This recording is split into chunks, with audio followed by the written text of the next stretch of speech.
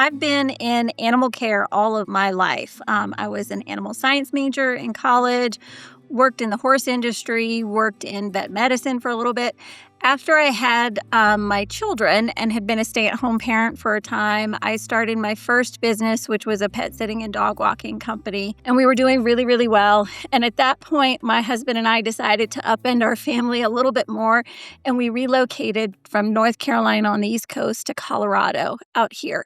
So I wound up selling my pet sitting business there and trying to figure out what to do. I started a small pet sitting business here in Colorado, but I also took a certification course in bookkeeping.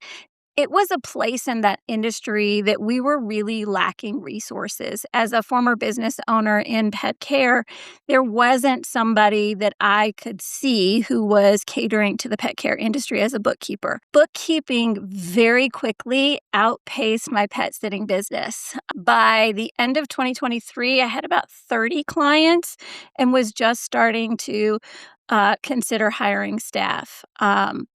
At the end of 24, we had doubled that to 60 clients, and now we have over 100. It has just been an amazing way for me to stay in my industry with the people that I know and hold dear to me and support them in a whole new way.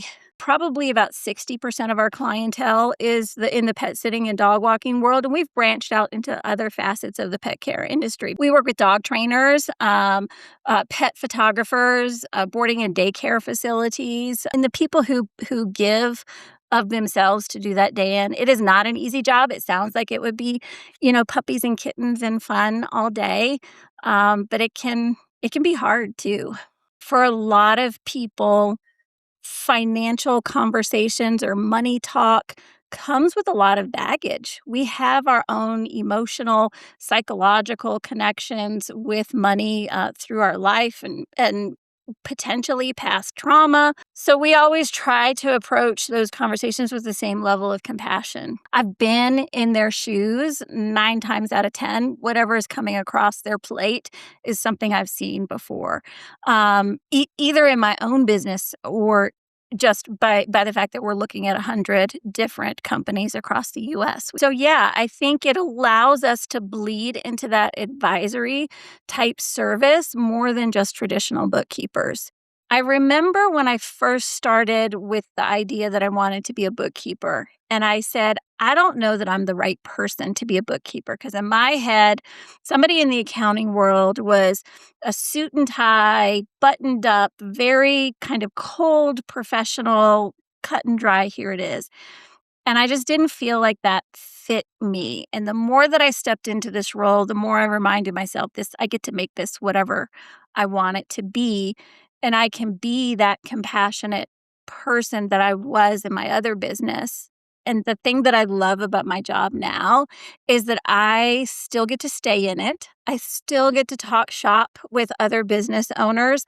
And in the pet care world, it can be really lonely. So many in pet care are told that their job doesn't matter, that it's not real, or they have to just defend it all the time to somebody who doesn't get it. We're not trying to figure out why they're doing something, because we already know the reasons behind it. We know why they use a particular software. We know why they're buying, 200 pounds of dog treats. Like, that's not a surprise to us, because we just get it. Our clients don't have a business background. They don't understand financial reports. They really need somebody to bring the technical jargon down to plain English and be able to explain it in a way. But the other half of the puzzle for me is bringing people up in this industry in bookkeeping, getting to see them shine in the roles that they're meant to do. Because when a good team works well together, it feels like magic. And even in my hardest days and my most frustrated points or just exhaustion, I love it. Like, I have so much pride. I have pride in what our team does. I have pride in what we built and where we're going. And it's just been an amazing journey. And it's only been 3 years.